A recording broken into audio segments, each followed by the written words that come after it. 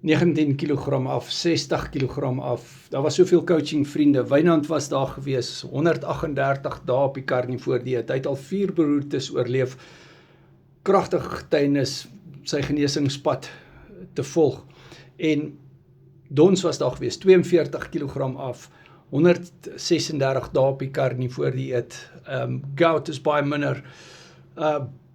Frans was daar gewees. Hierdie is nou Mindset Recap 11 wat plaasgevind het. Frans was daar gewees, 161 dae op die carnivore dieet, 24,5 kilogram af.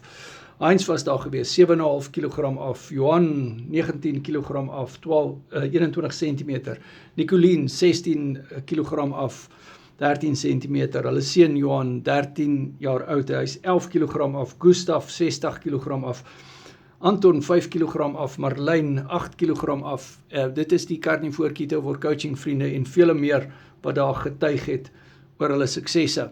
So ons het Mindset Recap 11 se herhaling, dit is nou volgende of eerskomende Woensdag 10 uur en dit gaan die koffie en kafeïne tee bootcamp wees. My nommer is nie by jou, WhatsApp my en dan kan jy ook hierdie coaching vriende ontmoet en hoor oor hulle suksesse en wenne.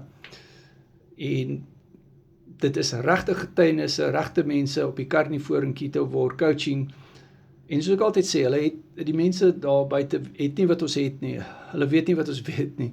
Ons het hierdie bootcamps waar ons die kennis deel en dit is 'n menslike faktor wat AI nie vir jou kan bied of die Google masjien nie, want dit is regte mense met regte situasies.